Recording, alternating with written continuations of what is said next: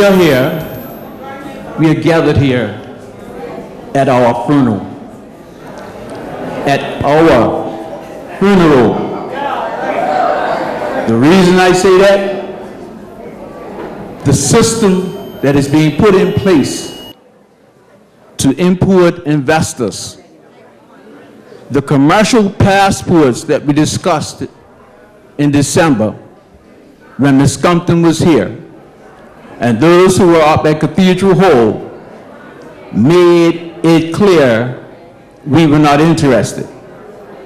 They've redefined it, restructured it, and they tell you when we bring these people in, we're going to give them an open door policy. Their staff are not going to have work permits. They will bring in their own people, and at the end of the day, maybe 6 months or so down the road, they'll start looking to see if they need a Bermudian. Understand something. Understand it clear. If you sit on the side and you don't say anything about what is really taking place, this is a good start.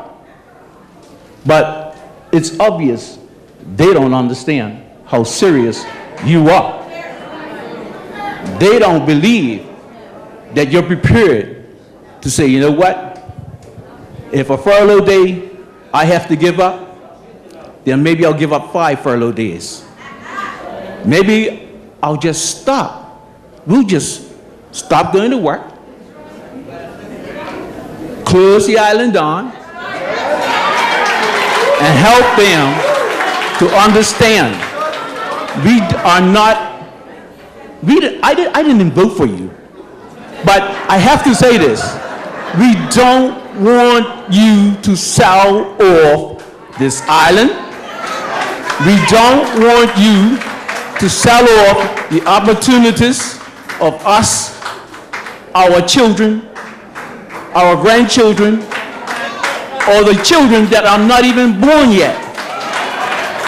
We understand you got a serious job, you got a difficult job, but unless you listen to us, we can't help you. Unless you are prepared, you say now that if we got ideas, bring them forward, but we haven't seen that, because for 18 months, we have seen you say yes and do no. We've seen you say we're going right, and then you're going left. And so, at this stage, the challenge we have, we can't trust you no more.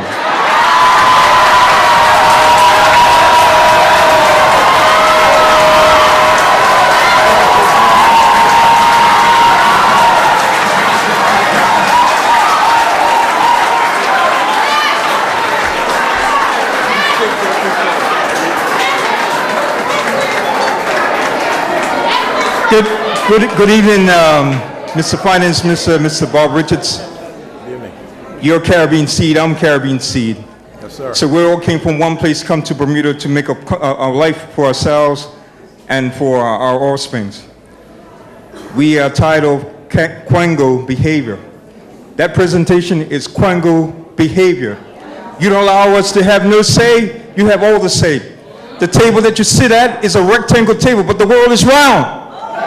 We need opportunities in Bermuda. Give us opportunities to run our business. That's all we ask. You give away work permits to everybody else, but we can't get jobs. Give us jobs so we can run our own country. Be very quick, we're wrapping up.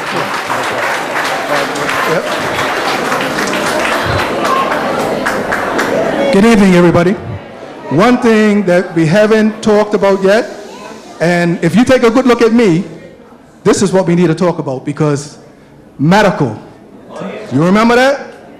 Well, Mr. Richards, I would like to ask you, where's the gentleman that you have in Colonial Insurance. Where's he to? No, well, you know why I asked that? Because that's on the agenda. I will tell you this. I just went through something with government. And if every Bermudian sits down here, and I'm going to say this to you, and no disrespect to you as a person, but I'm going to disrespect you for as far as the OBA is concerned. You cannot and will not tell any Bermudian that they're going to come forward to you or to anybody in government and tell them that they have to have a second or a third opinion to go away. Who the hell is you guys? Who are you? You tell me, who are you? I don't with you guys. And let me tell you something. You held me up. I was 2 days from being paralyzed, and I didn't even know it until the doctor told me last month.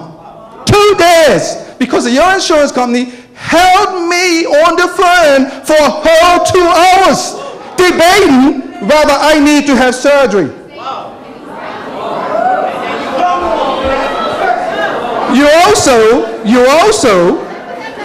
also turn around and asked me if I could ask my overseas surgeon, could he call the doctor on the phone in Bermuda and guide him to work on me?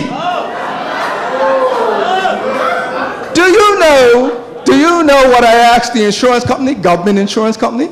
I asked them, have they ever been sued? Have they ever in their life been sued? The young lady couldn't even answer me. She says, I'll get back to you in a half an hour. Guess what? She got back to me. When she hung up, she called me right back. She said, Mr. Woodley, you're okay. You know why? They spoke to the doctor abroad, and she said, if they insist, I will come to Bermuda and represent you. If anything should go wrong with you, I will stand in your corner and sue the Bermuda government. Now, also, one thing that I must tell everybody, or I must say to everybody here right now, we haven't gotten to the bottom of all this. Bob Richards, you have talked this stuff from the time OBA has gotten in power. You have said the same thing over and over and over. I have sat down there and listened to you over and over, repeat the same thing, and you have not given Bermudians one damn thing to go home with. Nothing. And you know what? We are tired of everything that the government is putting down here, and we're not going to stand for it anymore. And I want you to hear that from us. No more. We had enough.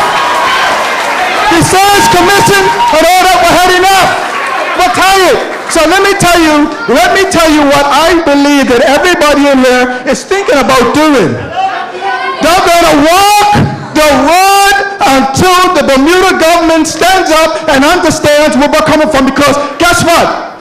Hitler's gone. Cuba. They held there's people from where Bermuda show us. I've got some more now. There is no more leader in Bermuda that's going to tell us, you got to come to the government and get a second opinion to go away. I mean, come on. We had enough. Talk to that.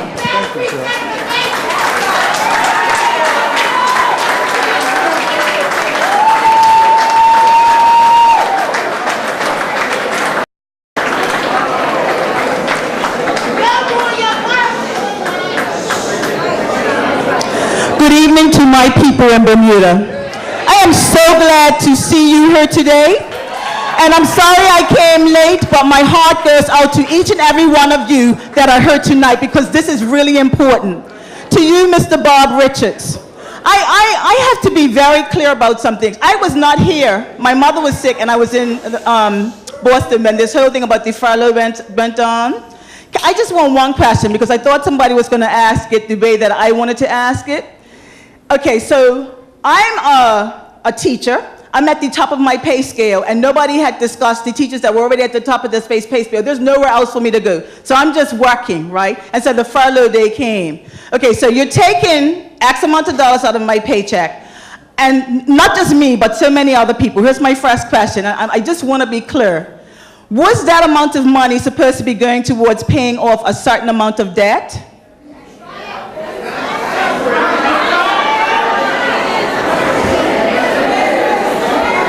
That money was supposed to be and has been used as a general reduction of expenses by the government.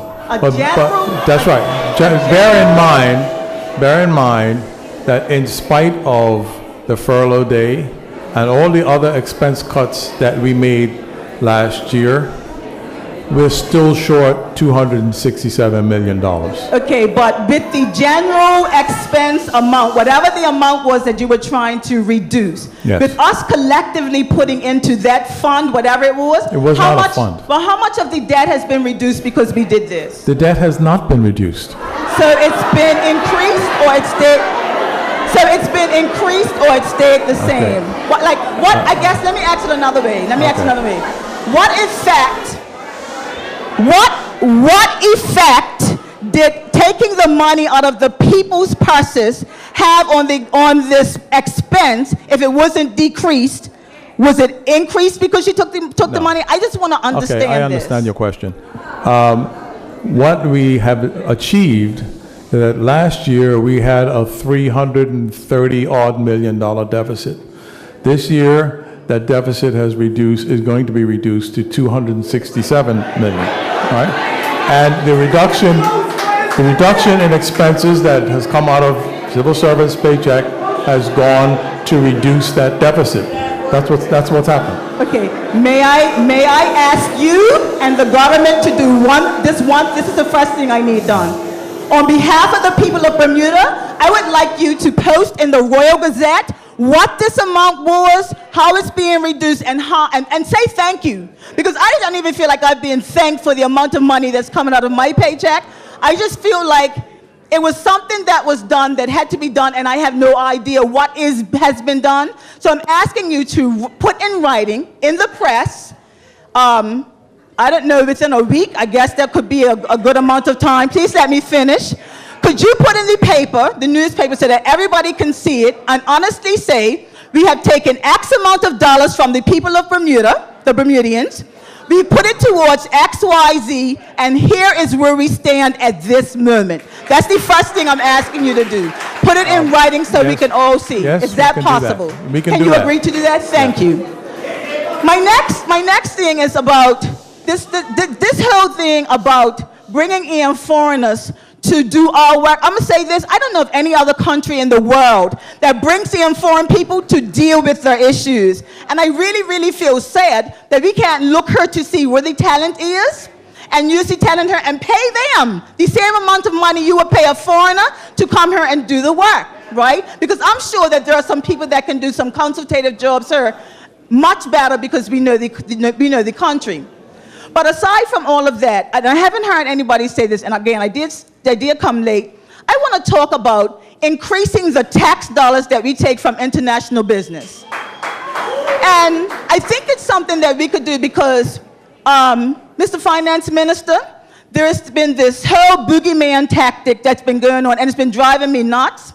Yes, some companies have to fill and leave because business in Bermuda is no longer good for them. I just need everybody here to know that no business is going to pack up if they are making money. If you're making money, they have no reason to leave.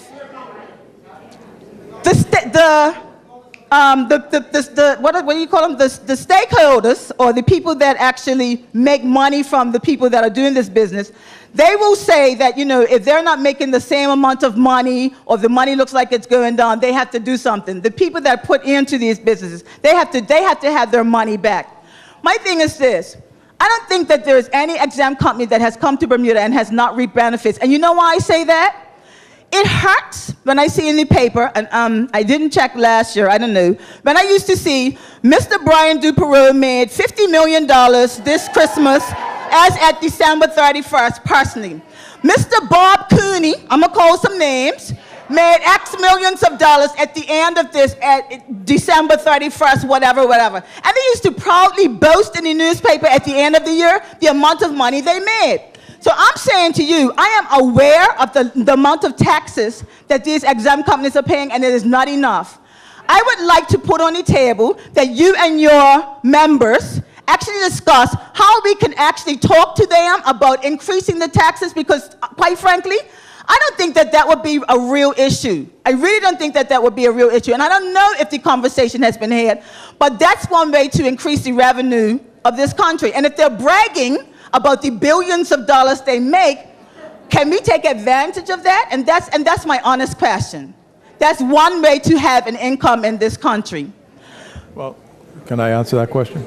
Can you promise me that you would talk about, or promise the people of Bermuda that you can talk about increasing their taxes? Well, we are in... Well, no, let's hold him to him. Let's ask now. I just want to know, can you at least have the discussion amongst yourselves and decide that, you know what, perhaps this is a way we can go at least address it? And then, after you address it, I would like you to make a statement to the Royal Gazette and let the people that are here tonight know that the discussion was made. Because what you're seeing right here are people that are passionate. There are Bermudians that are really looking for some real answers. One answer is the furlough money. Two is how we're going to increase the amount of money that we're going to get in from these exempt company businesses, because they are flourishing here. They are really flourishing here, and they're not going to leave, everyone, if they're making money. They have no reason to leave. Well, may I ask you a question? This particular strategy was tried before by the former government, where they increased taxes on exempt companies. And a number of them, either the companies themselves, either the companies themselves left, or they outsourced a number of departments that were working here to other countries. So the assumption that you make that if you just sort of increase their taxes, that they won't leave is... It's not an assumption. It's a question I'm asking. Okay. I'm not making an assumption. Okay, I'm just saying that... I'm asking you if you would go back with your members and at least discuss it and place it in the Royal Gazette to say that you discussed it, because you know what? We don't know. We don't know that it was done. I'm just asking, can you do that? We are very frequently in contact with exempt company people, and we... Excuse me. Can you let me answer the question? No, you're not going to let me answer the question? Can you do that? Could you promise us that you would do that? I'd like to answer your question, if you let me. Go ahead. We're in, particularly in finance, we're in frequent contact with exempt company people, ABER and ABIC, etc. And we do have discussions about this. So it is not something that it will be out of court, something that would be different. We have discussions about a lot of things, including taxes. So it is something that we discuss on a fairly regular basis. So, and to put one last point, that one of the reasons that these companies are here is because we have a law that guarantees that there will be no income taxes. Chairman said that I can interrupt you, and that's what I just asked you. I'm trying to follow protocol. Okay, all right. I'm just asking, I'm going to put it out there, everybody, I've requested that this be discussed and placed in the Royal Gazette about the exempt company business. This is my third thing. When it comes to jobs, you said on your election platform that you were going to increase jobs. Yes. Our young people are looking for that increase.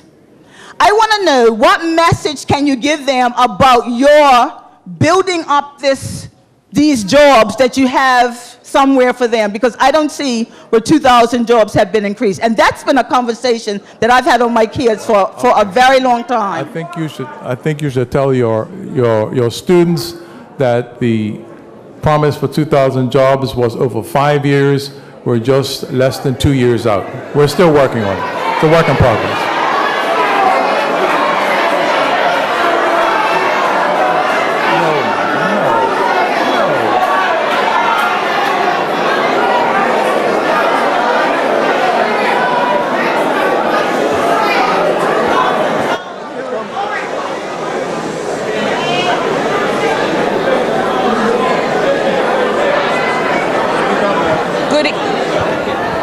Good evening.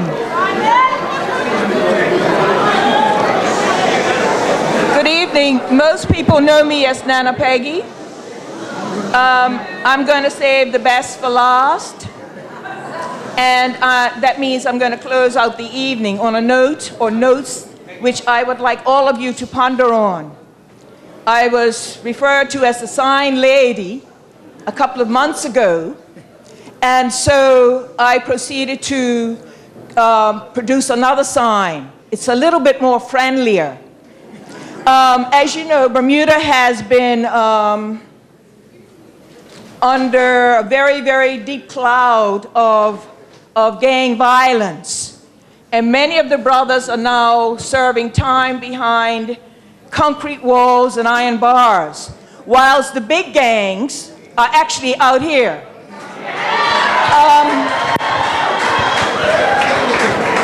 Brothers and sisters, come. I'd like you to observe who the big gangs are. On that side.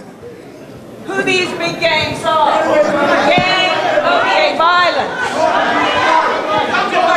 These are the big gangs. And I'm saying, simply saying, stop the abuse. Also, I'd like to say gangsterism under the guise of equality and fairness. Sometimes you don't need to hear their excuses or what they have to say for themselves because their actions already spoke the truth. How many times is too many times? Do you really want to go through the same cycle for the rest of your life? There comes a time that enough is enough, and you just have to show them the goddamn door.